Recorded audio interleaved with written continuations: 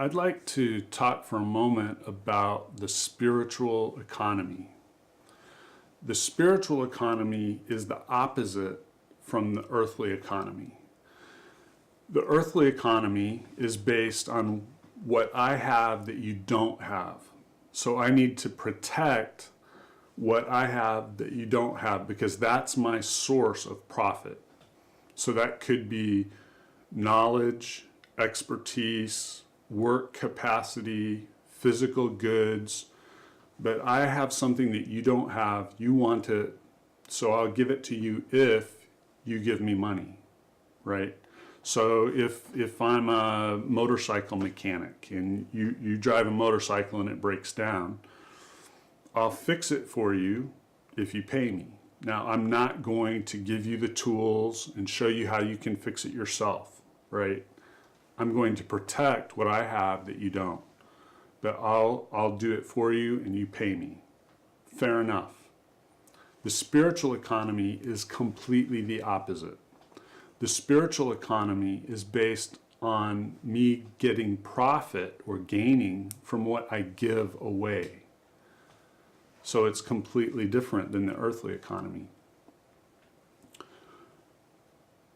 In Matthew 10, Jesus tells his followers, freely you have received, freely give. In Luke 12:48, it says, from those to whom much has been given, much shall be required. In 2 Timothy 2:2, it says, the things that you have heard from me in the presence of many witnesses, these entrust to faithful men who will be able to teach others also. The parable of the talents is entirely about people gaining profit by investing what they have, being faithful in using what the Lord has given them. This idea is throughout Scripture, and it just seems counterintuitive to us, but it's absolutely true. If we are faithful in obeying and sharing with others truth that God has revealed to us, He will reveal more truth to us. If we are faithful in sharing with others what we know of the character and nature of God, He will reveal more of Himself to us. This is the path to experiencing the abundant life which God intends for each of us. This is the way that we can, in a sense, discern and uncover those good works which He has prepared beforehand for us to walk in, like it talks about in Ephesians 2:10. This spiritual economy needs to affect every aspect of our lives as a disciple. It's like spiritual breathing. We breathe in as we hear from God. We breathe out as we apply that and we share it with others. So this pattern, this cycle should characterize every aspect of our lives as a follower of Christ, both individually and corporately. We breathe in as we hear from God. We breathe out as we obey and share with others. We tend to think of maturity as knowledge, or at least we behave as if that's what we believe. But as a matter of fact, knowledge in and of itself isn't that great.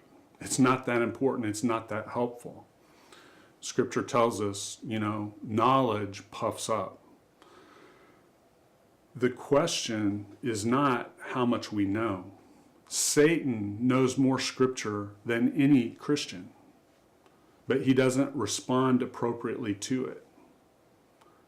The demons believe and tremble. Just having right belief isn't enough. What we need to be concerned with is being faithful, being healthy, and that means balancing knowledge with obedience, with sharing with others. When these are kept in balance, that is stewarding well what God has given us, and He will invest more in people who do that. That is the path to greater maturity, because God will grow us if we're faithful in what he's already given us. So it's like a three-legged stool. A three-legged stool is useless if you have one or two legs that are way shorter than the other. You need them to all be in balance, and then the stool is useful. So the newest believer can demonstrate faithfulness in this way. Whatever they learn, they apply it and they share it with others. And then maturity will come. Maturity takes time, and we are all on a journey toward maturity.